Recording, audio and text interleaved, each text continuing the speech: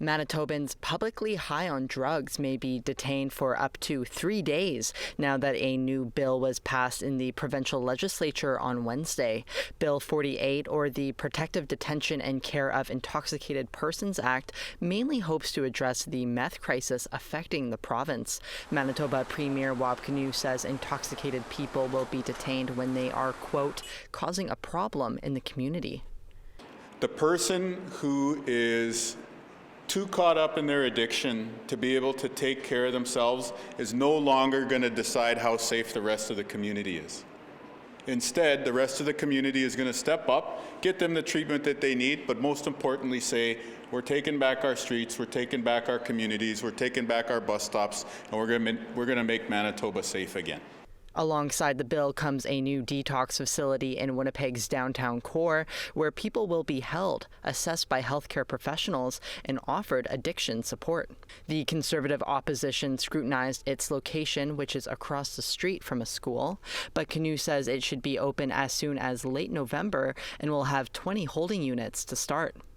The conditions of the existing facility where the police take somebody when they're acting up like this, it's pretty rough.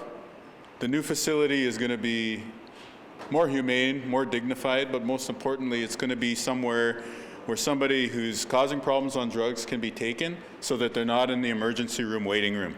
They're not at the bus stop. They're not bugging you while you're trying to go to the grocery store.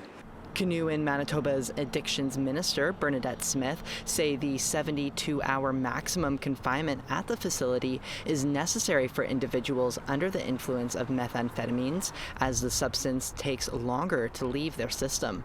Those brought to regular detention centers will not be held longer than 24 hours. Leah Gazan is the Member of Parliament for Winnipeg Centre, the area where the facility and most of Winnipeg's unhoused population resides, of which 71% say they use substances like meth, according to the 2024 Street Survey by End Homelessness. She has concerns on whether Bill 48 is charter compliant and worries some officers may detain people who are not on meth because it requires saliva or urine to test, unlike alcohol with breathalyzers.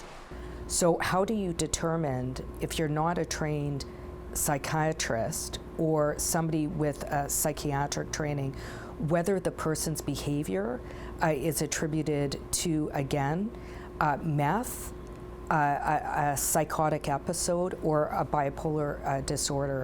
She says some community organizations have raised issues with the bill stigmatizing people who use drugs.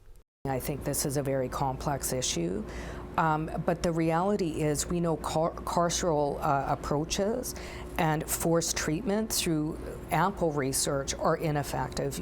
Forced treatment doesn't work.